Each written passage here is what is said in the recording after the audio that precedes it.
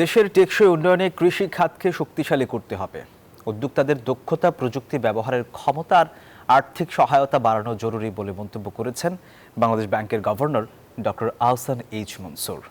বাংলাদেশ ব্যাংকের সহযোগিতায় United commercial bank UCB আয়োজিত কক্সবাজার লং বিচ হোটেলে দিনব্যাপী কক্সবাজারের কৃষি উদ্যোক্তা সমাবেশ ও দক্ষতা উন্নয়ন প্রশিক্ষণে এসব কথা বলেন তিনি। অনুষ্ঠানে প্রধান অতিথি হিসেবে উপস্থিত হয়ে তিনি আরও বলেন, সামগ্রিকভাবে কৃষির উন্নয়ন ও খাদ্য নিরাপত্তা বাড়াতে এখন কৃষি উদ্যোক্তা তৈরি এবং তাদের উৎসাহিত করা খুবই গুরুত্বপূর্ণ।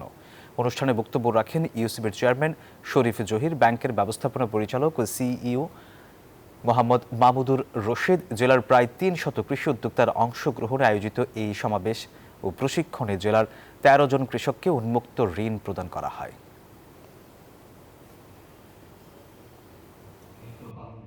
কৃষকের জন্য ক্ষতি হচ্ছে, আমাদেরও কিন্তু পুষ্টির দিক থেকেও আমরা কিন্তু ক্ষতিগ্রস্ত।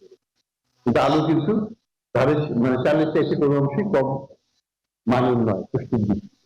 তো এই জায়গাটাতে আমাদেরকে একটু ভ্যারাইটিস অফ পটেটো রয়েছে, এখন চালু হয়ে যাচ্ছে, তা আরো হতে হবে। বান্ডেল থাকলে প্রতি সেনমানিতে টাকা বাঁচবে। বিকাশ সেনমানি বান্ডেল কিনে জিতুন প্রতি লেনদেনে।